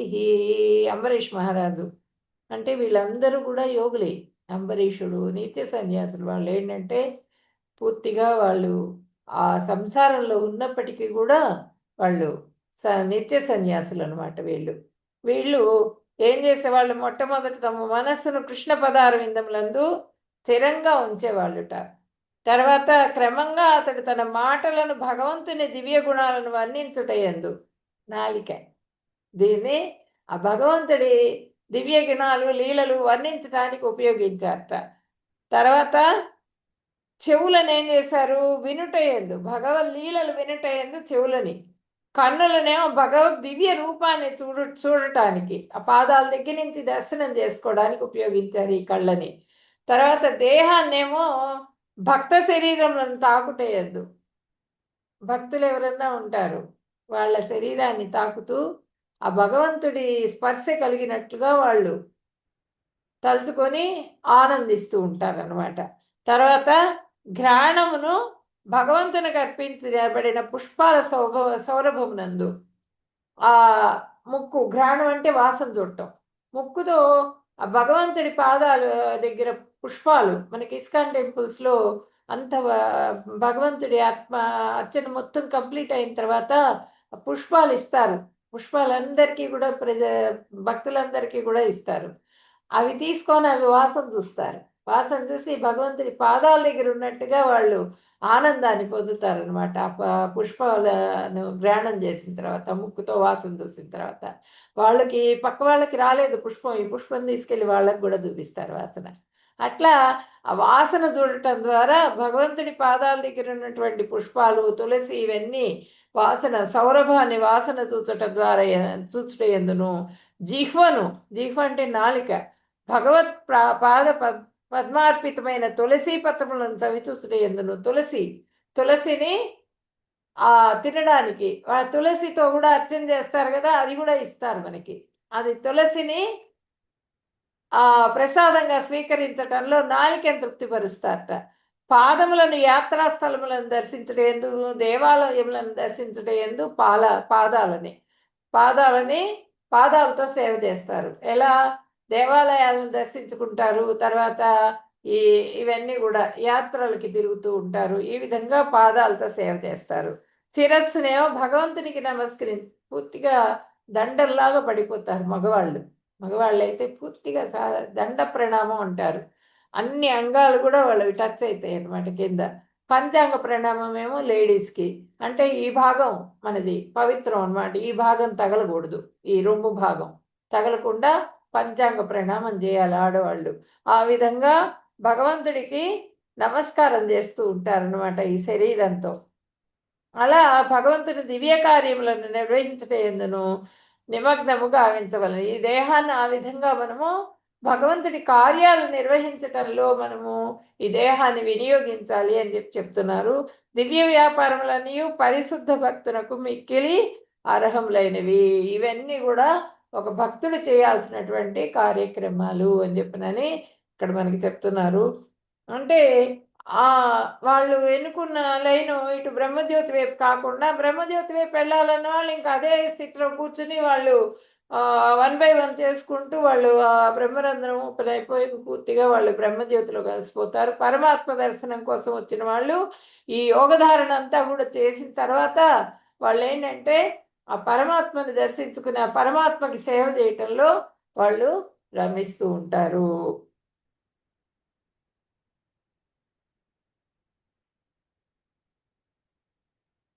తర్వాత ధారణ తర్వాత ధ్యానం, విష్ణు పైన ధ్యానం. యథా దీపో నివాతస్థః నేంగతే సోపమా స్మృత యోగినో యత చిత్తస్య యుంజతో యోగమాత్మనః. ఇప్పుడు మన మనస్సు ఏంటంటే అది చంచలం, అది ఇట్లా ఇట్లా పెండ్యులం ఉంటుంది కదా, మన పాత ఇప్పటికి కూడా కొన్ని అక్కడక్కడ కనిపిస్తూ ఉంటాయి మనకు గడియారాలు, గోడ గడియారాలు. దాంట్లో పెండ్యులం అని ఉంటుంది. ఏదంటే కింద ఊగుతూ ఉంటుంది ఇట్లా. అట్లా మనసు కూడా చంచలంగా అటు ఇటు, అటు ఇటు, అటు ఇటు వెళ్ళిపోతూ ఉంటుంది మనసు. పెండ్యులంలాగా ఊగిపోతూ ఉంటుందనమాట. గడియారంలో ఉన్న పెండ్యులం. ఆ విధంగా ఆ మనస్సు ఊగుతూ ఉంటుంది. మనస్సు చంచలంగా వెళ్ళిపోతూ ఉంటుంది. ఆ మనస్సునేంటంటే పట్టుకొని ఆపుతారనమాట. మనస్సుని కంట్రోల్ చేసుకుంటారు. ఇంద్రియాలని కంట్రోల్ చేస్తారు ఫస్ట్. తర్వాత మనస్సుని కంట్రోల్ చేస్తారు. కంట్రోల్ చేసి ఆ మనస్సుని ఏం చేస్తారు, భగవంతుడి పాదాల దగ్గర అర్పిస్తారనమాట. భగవంతుడి పాదాల సేవ యందు మనస్సుని కాన్సంట్రేషన్‌గా వాళ్ళు దృఢ నిశ్చయంతో, విశ్వాసంతో భగవంతుడిని సేవించడంలో వాళ్ళు మనస్సుని అట్టిపెడతారక్కడ. ఆ భగవంతుడి పాదాల దగ్గర ఉంచుతారు. ఉంచిన తర్వాత ఆ ఆ భగవంతుడి పాద సేవ ద్వారా వాళ్ళకేంటంటే దివ్య తృప్తి లభిస్తుందనమాట. విపరీతమైన ఆనందం. ఆ ఆనందం లభిస్తుంది. ఆ ఆనందంలో రమిస్తూ ఉంటారు. సంపూర్ణమైన విధానం. దీనినే భగవద్గీత యుక్త అని చెప్పబడుతోంది భగవద్గీతలో మనకి. యుక్తాహార విహారస్య యుక్త. యుక్త అంటే మనకి ఇటువంటి సంపూర్ణమైనటువంటి దివ్యత్వం పొందినటువంటి స్థితి అనమాట. సంపూర్ణమైన దివ్యత్వాన్ని పొందగలుగుతారు. ఆ దివ్యత్వాన్ని పొంది ఆ పరమాత్మ ధ్యానం చేసుకుంటారు కొంతమంది యోగులు. కొంతమంది ఏమో ఫెయిల్ అయిపోతూ ఉంటారు. కొంతమంది ఏమో ఆ బ్రహ్మజ్యోతిలో లీనమైపోతూ ఉంటారు. విష్ణువుపై ధ్యానం. యథా దీపో నివాతస్థో నేంగతే సోపమా స్మృత యోగినో యత చిత్తస్య యుంజతో యోగమాత్మనః. ఈ విధంగా వాళ్ళు ఆ మనస్సుని వాళ్ళు కంట్రోల్ చేసి పూర్తిగా భగవత్ సేవలో వినియోగించి ఆత్మ స్థిరంగా ఉండేట్టుగా చూసుకొని వాళ్ళు భగవంతుడికి సేవ చేస్తూ ఆ భగవంతుడికి దగ్గరయ్యేందుకు ప్రయత్నం చేయాలి. గాలి లేని చోట ఉన్న దీపము కదలనట్లుగా నిగ్రహించబడిన మనస్సు గల దివ్యజ్ఞాని దివ్యమైన ఆత్మ అందలి ధ్యానములో సర్వదా స్థిరుడై ఉండును. అది గాలి లేని చోట దీపం పెట్టామనుకోండి, అది రెపరెప కొట్టుకోదు కదా, ఇలాగే ఉంటుంది. పెట్టిన దీపం పెట్టినట్లే ఉంటుంది. అదే గాలి ఉన్నప్పుడు అటు ఇటు అటు ఇటు కొట్టుకొని ఆరి కూడా పోతుంది. అట్లా మనకి మనం ఆ దీపం ఏ విధంగా అయితే కదులుతుందో మనసులో మనకి ఆ కోరికలు, ఇంద్రియాల తృప్తి ఇవన్నీ గూడా వచ్చి గాలిలాగా అట్లా ఇదైనాయి అనుకోండి, మనం జేసే శోధనంతా గూడా వేస్ట్ అయిపోతుందనమాట. పూర్తిగా వాళ్ళు ఫెయిల్ అయిపోతారు. ఆ ఫెయిల్ కాకుండా వాళ్ళేం జేయాలంటే మనస్సును నియంత్రించాలి. మనస్సుని నియంత్రించిన తర్వాత ధ్యానం వైపుగా మనస్సుని మళ్ళించాలి. విష్ణువు ధ్యానం జేయాలి. అంటే పూర్తిగా దాన్ని మనసు ఇంద్రియాలు కంట్రోల్ జేయాలి. మనస్సుని కంట్రోల్ జేయాలి. కంట్రోల్ జేసిన తర్వాత బుద్ధి, బుద్ధిని గూడా కంట్రోల్ జేయాలి. అప్పుడు ఆ ఆత్మ రమిస్తుందనమాట. ఆ ఆనందంలో అది తృప్తిని పొందుతూ ఉంటుంది. మైమరచుట. వాళ్ళని వాళ్ళు మర్చిపోతారు మైమరవటం అంటే. ఆ స్థితికి చేరిన తర్వాత. యత్రో పరమతే చిత్తం నిరుద్ధం యోగ సేవయా యత్ర చైవాత్మనాత్మానం పశ్యన్నాత్మనే తుష్యతి. సుఖమాత్యంతికం యత్తద్బుద్ధిగ్రాహ్యం అతీంద్రియం వేత్తి యత్ర న చైవాయం స్థితశ్చలతి తత్వతః యం లబ్ధ్వా చాపరం లాభం మన్యతేనాధికం తతః యస్మిన్ స్థితో న దుఃఖేన గురుణాపి విచాల్యతే తం విద్యా దుఃఖ సంయోగా వియోగం యోగ సంజ్ఞితం. ఈ విధంగా సమాధి అనబడు సంపూర్ణ స్థితిలో యోగాభ్యాసం చే భౌతికములైన మానసిక వ్యాపారముల నుండి యోగి మనస్సు స్ఫూర్తిగా నిగ్రహింపబడుతుంది. పూర్తిగా సమాధి స్థితికి వెళ్ళిపోయిన తర్వాత పూర్తిగా అన్ని విషయాల నుంచి కూడా వాళ్ళు కంట్రోల్ చేసుకుంటారు. మనస్సు పూర్తిగా నిగ్రహింపబడుతుంది. నిగ్రహింపబడిన తర్వాత విశుద్ధమైన మనస్సుచే ఆత్మను చూచుట యందు ఆత్మను అనుసంధానం చేసుకోగలుగుతారు. చూడగలుగుతారనమాట. ఆత్మను అనుభవించి ఆత్మానందాన్ని పొందుతూ ఉంటారు. అతనికి గల సమర్థతచే ఈ సంపూర్ణత లక్షింపబడును. అతను చేసినటువంటి ఎటువంటి ఆ సాధన, ఆ సాధన ద్వారా ఎంత సాధన చేస్తే ఏ విధంగా చేశాడో ఆ విధమైనటువంటి తృప్తి లభిస్తూ ఉంటుంది. అట్టి ఆనంద స్థితిలో అతడు దివ్యమైన ఇంద్రియముల ద్వారా అనుభవింపబడిన హత్తులేని దివ్య సౌఖ్యం నందుండును. హద్దులుండవు దానికి. అంత ఆనందంలో వాళ్ళు ఉండిపోతారు. దివ్య సౌఖ్యంలో ఉంటారు. ఈ విధంగా ప్రతిష్ఠితుడై అతడు ఎప్పుడును నీ సత్యమును విడువడు. సత్యం అంటే ఏంటి? భగవంతుడు. ఆ భగవంతుడి పాదాలు వదిలిపెట్టరు. ఇట్లా దివ్యమైనటువంటి స్థితిలో ఉన్నవాళ్ళు ఆ భగవంతుడిని వదిలిపెట్టకుండా ఆ భగవంతుడిదే ధ్యానంగా ఉండిపోతారు. దీనిని పొందిన తర్వాత అతడు అంతకంటే అధికతరమైన లాభం ఇంకొకటి లేదని తలంచును. ఇక దీనికన్నా మించింది ఇంకో లాభం ఏం లేదు. నాకు భగవద్ దర్శనం అయిపోయింది. భగవంతుడిదే, భగవంతుడి పాద సేవ తప్పితే ఇంకేది నాకు వద్దని చెప్పిన వాళ్ళు దృఢ నిశ్చయానికి వచ్చేస్తారు. ఇట్టి స్థితిలో ఉన్నప్పుడు మహత్తరమైన దుఃఖాల నడుమ కూడా అతడు ఎప్పుడునూ చెలింపడు. దుఃఖం కలుగుతూ ఉన్నప్పటికీ కూడా ఆ ఇంద్రియాలు అవి వ్యాపారాలు అవన్నీ కంట్రోల్ చేసినప్పుడు అప్పుడప్పుడు ఏవైనా పొడసూపినా కూడా దాని వైపు వెళ్ళడనమాట. వెళ్ళకుండా పూర్తిగా కంట్రోల్‌లోనే ఆ దుఃఖంలో నుంచి బయటపడిపోతాడు. ఇంద్రియ వ్యాపారాల దుఃఖంలో నుంచి బయటపడిపోతాడు. బయటపడిపోయి మహత్తరమైన దుఃఖాల నడుమ కూడా అతడు ఎప్పుడూను చెలింపడు. అన్నీ కూడా ఈ దుఃఖం ఎదురుగుండా దుఃఖం కనిపిస్తూ ఉంటుంది. సుఖంగా అనిపిస్తూ ఉంటుంది. ఆనందంగా అనిపిస్తూ ఉంటుంది. అన్నీ భౌతికమైనటువంటివి. వాటివి ఏవి చూసినప్పటికీ కూడా వాటి వైపు అతని మనసు చెలించదు. స్థిరమైన, దృఢమైన విశ్వాసంతో ఉండిపోతారు వాళ్ళు. వాళ్ళ ధ్యానం ఆ విధంగా ఉంటుందనమాట. వాళ్ళకిష్టమైన పదార్థం ముక్కు దగ్గర తీసుకెళ్ళి పెట్టినా గూడా వాళ్ళకి ఏమి తెలియదు. తెలియని స్థితి. అవ్యక్తమైనటువంటి స్థితిలో ఉండిపోతారు. అవ్యక్తమైన స్థితి అంటే ఆ భగవంతుడి ఆనందంలో పూర్తిగా వాళ్ళు మనస్సుని సంలగ్నం చేసేస్తారు. ఆ పరమాత్మతో అనుసంధానం పొందుతారు.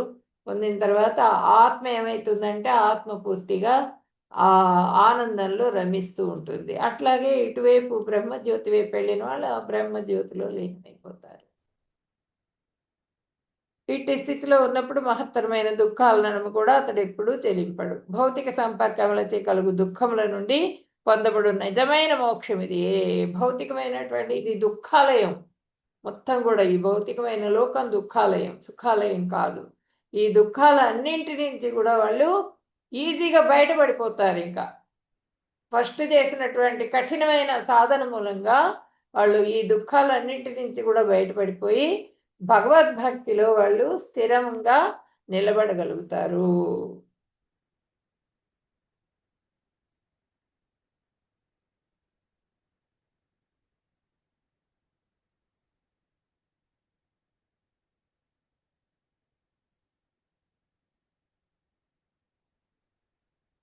అంటే ఏంటంటే దేన్ని సన్యాసం అంటారో చెప్తాను విను.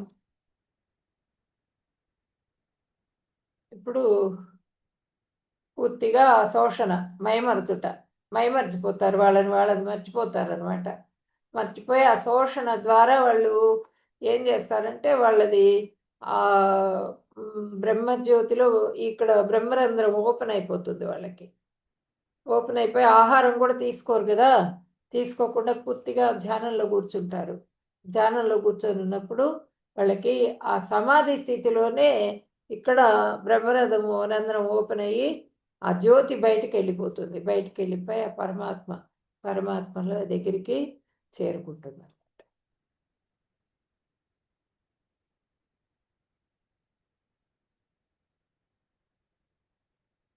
హరే కృష్ణ, హరే కృష్ణ, కృష్ణ కృష్ణ హరే హరే. హరే రామ రామ రామ హరే హరే. సమాధిలో పరిపూర్ణత.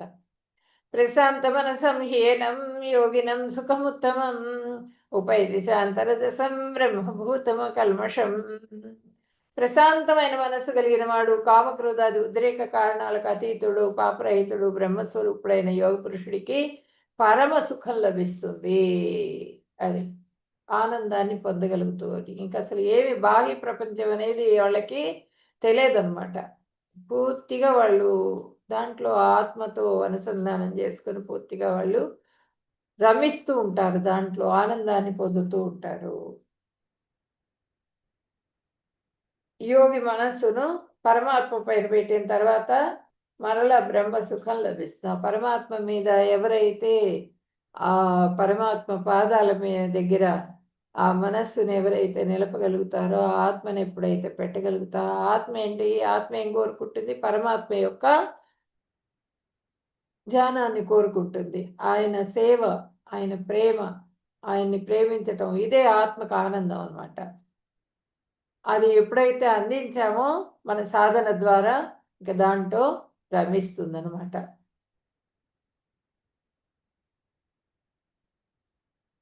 ఇక్కడ చూడండి, యోగులు యోగాభ్యాసం చేస్తున్నారు. కొండల్లోకి వెళ్ళిపోయాడు ఈయన. వెళ్ళిపోయి ఒంటరిగా కూర్చున్నారు, అభ్యాసం చేస్తున్నారు.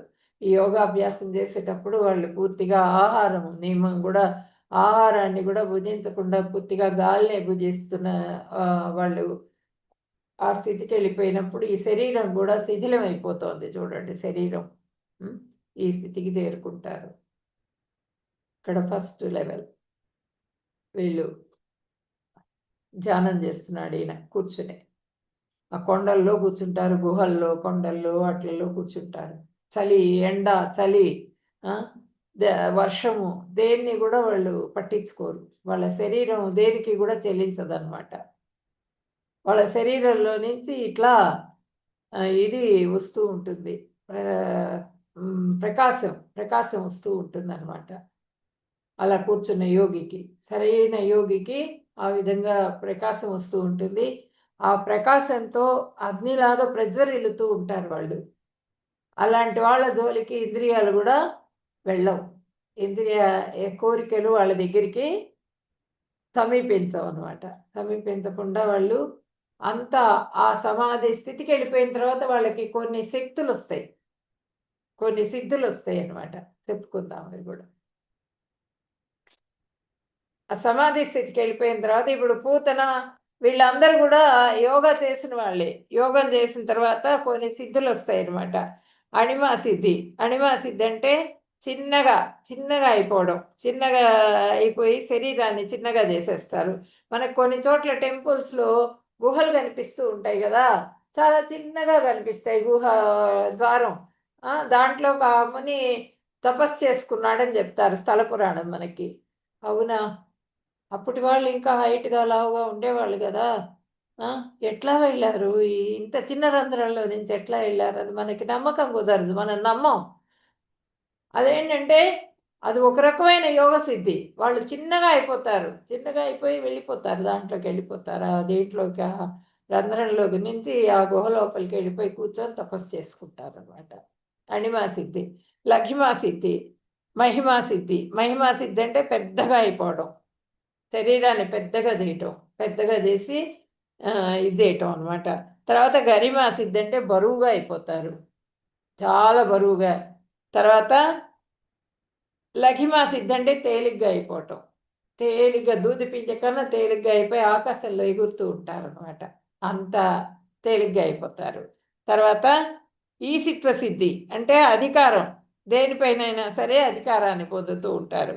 తర్వాత వసిత్వ సిద్ధి. వశం చేసుకుంటూ ఉంటారు. వాళ్ళ కళ్ళల్లోకి చూసేటప్పటికి వాళ్ళు ఏది చెప్తే అది మనం చేసేస్తాం. వసిత్వ సిద్ధి. ప్రాకామ్య సిద్ధి. ప్రాకామ్య సిద్ధి అంటే భోగాన్ని అనుభవించగలరు. ఏ భోగమైనా సరే వాళ్ళ దగ్గరికొచ్చేస్తుంది వాళ్ళు. నాకు ఆ మామిడి పండు కావాలి, అక్కడెక్కడో తోటలో ఉన్న మామిడి పండు కావాలంటే అది వాళ్ళ దగ్గరికొచ్చేస్తుంది. దాన్ని అనుభవించగలుగుతారు. ప్రాకామ్య సిద్ధి. భుక్తి సిద్ధి. తర్వాత భోగ వస్తువుల్ని అనుభవించగలుగుతారు. ప్రాప్తి. కావలసిన వస్తువుల్ని పొందగలుగుతారనమాట. అంటే ఈ సిద్ధులన్నీ కూడా మనకి ఈ కొంతమంది యోగులు వాళ్ళు ఈ సిద్ధులు పొందిన తర్వాత ఏంటి వాళ్ళ వాళ్ళ బుద్ధి మారిపోతుంది. మారిపోయి వాళ్ళు భగవంతుడి కోసం, భక్తి కోసం వినియోగించకుండా ఇంద్రియ తృప్తి కోసము వాళ్ళు వినియోగిస్తారు. వినియోగించి బ్యాడ్‌గా వాళ్ళు ఆడవాళ్ళని వశం చేసుకోవటము, హ్మ్. ఇంకా ఇంకా కొన్ని సిద్ధుల్ని పొందటం కోసం బలులివ్వటము, ఇలాంటివన్నీ కూడా చేస్తూ ఉంటారు. వాళ్ళతో పాటు వెళ్ళిపోతూ మొన్న ఇది జరిగింది గదా! గంగా జరిగినప్పుడు కొంతమందొచ్చారు యోగులు. వాళ్ళందరూ కూడా కొంతమంది లేడీస్ మాయమైపోయినారని, వాళ్ళ వైపు వెళ్ళిపోయారని, వాళ్ళు వశం చేసుకొని తీసుకెళ్ళిపోయారని ఇట్లా కూడా మనకి విన్నాం మనం వార్తల్లో. అవన్నీ కూడా ఇప్పుడు పూతనేంటి? పూతన ఆ గాలిలో కేచరి విద్య అని చెప్పిన నేను మొన్న మీకు చెప్పాను. చెట్టుని పీకుతుంది. చెట్టుని పీకి వేళ్ళను పట్టుకొని ఆకాశంలో వెళ్ళిపోతూ ఉంటుందనమాట. అందమైన రూపం కావాలంటే అందమైన రూపం వచ్చేస్తుంది. దిగిపోతుంది. బాగా సుందరంగా దిగిపోతుంది. అబ్బా! ఎవరో దేవకన్య వచ్చిందనుకుంటారు అక్కడ వాళ్ళందరూ గూడా. ఆ! అట్లా ఆమె ఆ రాజభవనంలోకి ప్రవేశించేసేసి ఆ కృష్ణ భగవానుడిని ఆ! చంపుదామనొస్తుంది. ఆయన చేతిలోనే చనిపోతుంది. అట్లా ఇక్కడ చూద్దాం. అంటే ఆ యోగ సిద్ధులు మంచికి ఉపయోగించొచ్చు, చెడుకి ఉపయోగించొచ్చు. ఇక్కడ చూడండి తృణావర్తుడు. ఆ గాలిలో ఎగిరి చిన్నగా తేలిగ్గా అయిపోయాడు. తేలిగ్గా అయిపోయి ఆ కృష్ణ భగవానుడిని ఎత్తుకున్నాడు. గాలిలో ఎగిరాడు. పైకెళ్ళిపోయాడు. పైకెళ్ళిపోయిన తర్వాత అప్పుడు కృష్ణుడు ఏం చేశారు? ఆయన బాగా బరువుగా అయిపోయారు. బరువుగా అయిపోయి మెడ మీద కూర్చున్నారు. ఒక్క తోపు తోశారు కిందికి. తునకలైపోయినాడనమాట తృణావర్తుడు. అలాగే ఇక్కడ చూడండి పూతన కూడా ఇట్లా రాక్షస రూపం వచ్చేసింది. ఆయన స్తన్యంతో పాటుగా ప్రాణాలు కూడా స్వీకరించేటప్పటికి రాక్షస రూపం వచ్చేసింది. అప్పుడు ఇంకా యశోదామాత వాళ్ళందరూ వచ్చి ఆ పిల్లవాడిని తీసుకొని వెళ్ళి దిష్టులు తీయించటం, బ్రాహ్మణుల్ని పిలిపించడం, శాంతి వచనాలు పలికించటం, ఇవన్నీ కూడా కొన్ని పూజలు చేయించటం, దానాలు ఇవ్వటం, ధర్మాలు చేయటం ఇవన్నీ కూడా చేస్తుంది ఆమె. ఆ పిల్లవాడి కోసంగా. ఆ పిల్లవాడి మీద మమకారం. ఏదో రాక్షసి వచ్చింది, పిల్లవాడిని చూసింది. అయ్యో! అంజన పిల్లవాడికి ఏమైతుందో అని చెప్పినని దీంట్లో ఆమె అవన్నీ కూడా చేయిస్తుంది. ఇక్కడ చూడండి. ఇక్కడ అంటే భగవంతుడి తృప్తి కోసం, భగవంతుడి కోసం చేశారు వీళ్ళంతా కూడా. ఈమెమో భగవంతుడిని సంహరిద్దామని వచ్చింది ఈమె పూతన. ఆ విద్యను ఉపయోగించింది. అటువంటి వాళ్ళందరినీ కూడా చుట్టూ పెట్టుకున్నాడు ఆయన. ఎవరంటే కంసుడు. రాక్షసులందరినీ కూడా. ఆ సిద్ధులన్నీ ఉన్న వాళ్ళని పెట్టుకుని వాళ్ళని ఈ పిల్లల మీదకి ప్రయోగించాడు. పసిపిల్లల మీదకి. ఇక్కడ చూడండి. ఇక్కడ హనుమంతుడు. హనుమంతుడు తనకు కూడా సిద్ధులు, యోగ సిద్ధులు. ఆ సిద్ధులన్నీ ఆయన ఏం చేశారు? లంకకి ఎగిరిపోయినారు. సముద్రాన్ని దాటారు. లంఘించారు. లంఘించి ఆ సీతమ్మని శోధించటంలో ఉపయోగించారు. రాముల వారికి సహాయంగా ఉన్నారు. అంటే తనకు వచ్చినటువంటి సిద్ధిని మొత్తాన్ని కూడా భగవత్ కార్యానికి వినియోగించారనమాట. అట్లా కొన్ని సిద్ధులనేవి కలుగుతాయి వాళ్ళకి. యోగాభ్యాసం పూర్తిగా ఇచ్చేసిన వాళ్ళకి.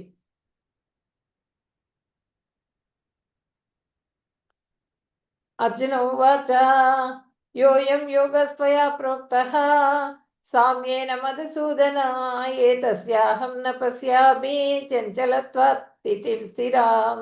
అర్జునుడు పలికిన మధుసూదన, మనస్సు నిలకడలేనిది కావడం వల్ల నీవు చెప్పిన ఈ యోగ విధానం నాకు ఆచరింపదగిన శక్యము కానటువంటిది మరియు అసాధ్యమైనదిగా అనిపిస్తుంది. చాలా అసాధ్యం ఇది. ఈ యోగ విధానం అన్నది అందరూ చేయగలిగింది కాదు. చాలా కష్టమైన విధానం చెప్పావు నువ్వు. మధుసూదన, మధు అనే రాక్షసుని సంహరించినటువంటి వాడా మధుసూదన, నా మనస్సు అనేది నిలకడ లేకుండా ఉంటుంది. మనస్సుని ఏ విధంగా నియంత్రించాలి అది చెప్పు నాకు. ఈ యోగ విధానం అంతా కూడా చాలా కష్టంగా ఉంది అని చెప్పినని ఆయన చెప్తున్నారు, అడుగుతున్నారు కృష్ణ భగవానుడిని. చంచలం హిమన కృష్ణ ప్రమాదీ బలవదృఢం తస్యాహం నిగ్రహం మన్యే వాయోరివ సుదుష్కరం. ఓ కృష్ణ, ఈ మనస్సు చాలా చంచలమైనది, అల్లకల్లోలమైనది, బలమైనది, మూర్ఖ పట్టుదలగలది. అలాంటి మనస్సును నిగ్రహించడం, వీచే గాలిని నియంత్రించడం కన్నా కూడా ఎక్కువ కష్టంగా అనిపిస్తుంది. మనస్సు ఏంటంటే చంచలం. అది ఇక్కడ ఉంటాం మనం, క్లాస్ వింటున్నాం అనుకుంటాం, ప్రశ్న అడిగితే చెప్పలేం. ఎందుకు అంటే మనసు ఎక్కడికో, నేను చెప్పేది కూడా వినరు. క్లాసులో కూర్చుంటారు, ఎక్కడో ఆలోచన ఎక్కడో ఉంటుంది. ఈ పిల్లల దగ్గరికో, లేకపోతే ఏ పనుల దగ్గరికో, లేకపోతే అమెరికా కూడా మొత్తం ప్రపంచం అంతా సందర్శనం చేసుకొని వస్తుంది మనస్సు. అంత ఫాస్ట్‌గా ఉంటుంది. అంత ఫాస్ట్‌గా చంచలంగా ఉండేటువంటి మనస్సుని అంత బలంగా మూర్ఖం అనమాట. దాన్ని వెనక్కి లాక్కొస్తాం. జపం చేస్తూ వెనక్కి లాక్కొస్తాం.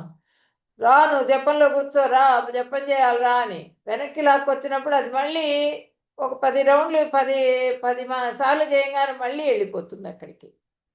అంత మొండి పట్టుదల కలిగినటువంటి దాన్ని ఏ విధంగా మనం కంట్రోల్ చేయాలి, నిగ్రహించాలి దాన్ని. ఆ మనస్సుని ఏ విధంగా నిగ్రహించాలి? వాయువు కన్నా కూడా ఆ గాలిని కూడా బంధించవచ్చుట మనం ఒక దీంట్లో. కానీ మనస్సును బంధించలేము. అది ఎట్లా చేయాలి? అంత కష్టమైన పనిని మనస్సుని ఏ విధంగా నిగ్రహించాలి అని చెప్పనని అడిగారు.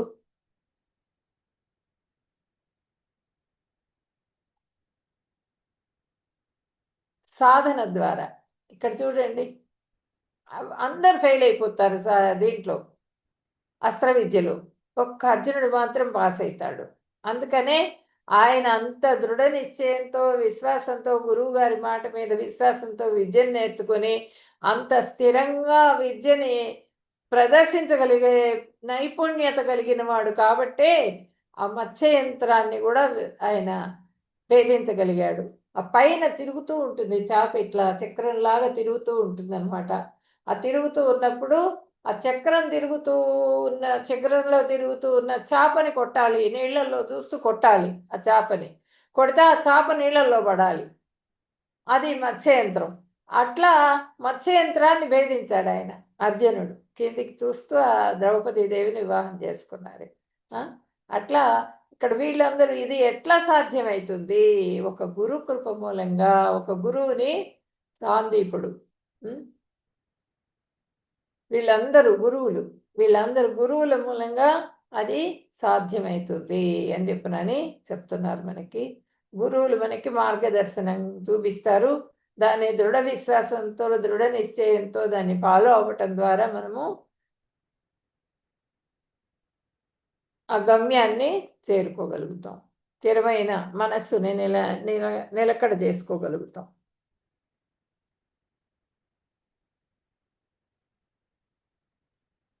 నియంత్రించగలుగుతాం అనమాట.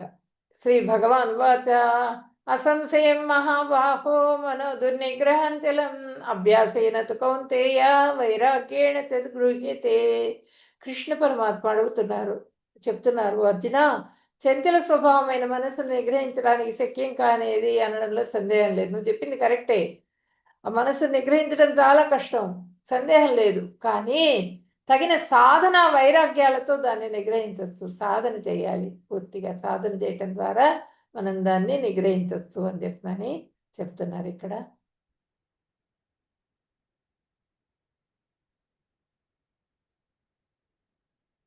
విఫలమైన యోగి యొక్క గమ్యం. శాటిలైట్ చూపిస్తున్నాడు. ఎక్కడో పడిపోతుంది ఇది. ఇది ఫెయిల్ అయిందనుకోండి, ఎక్కడ పడ్డదో కూడా తెలియదు. అట్లా అదే సక్సెస్ అయిందనుకోండి, కరెక్ట్‌గా కక్షలో ప్రవేశింపబడుతుందది. సక్సెస్ అయితే. అర్జున ఉవాచ అయితే శ్రద్ధయోపేతో యోగాచలితమానసः అప్రాప్య యోగ సంసిద్ధం కాం గతి కృష్ణ గచ్చతి. అర్జునుడు పలికెను, ఈ మార్గంలో శ్రద్ధతో ప్రయాణం ప్రారంభించి కూడా చంచలమైన మనస్సు కారణంగా తగినంతగా పరిశ్రమించక యోగ లక్ష్యము యొక్క అంతిమ విజయాన్ని ఈ జన్మలోనే సాధించలేకపోయిన యోగి గతి ఏమిటి? వాళ్ళు ఫెయిల్ అయిపోతారు. ఫెయిల్ అయిపోయిన గతి ఏంటి? యోగాలో ఫెయిల్ అయిపోయినారు వాళ్ళు. భక్తి యోగంలో కూడా ఫెయిల్ అయిపోతూ ఉంటారు. జ్ఞాన యోగంలో కూడా ఫెయిల్ అయిపోతూ ఉంటారు. అలాంటి వాళ్ళ పరిస్థితి ఏంటి? అంతవరకు చేసింది ఏమైతుంది? అంత కష్టపడతారు గదా! అంత కష్టపడి చేస్తారు గదా సాధన. వాళ్ళ పరిస్థితి ఏంటి? అని చెప్పినని అర్జునుడు అడిగారు కృష్ణ భగవానుడిని. అడిగితే 41, 42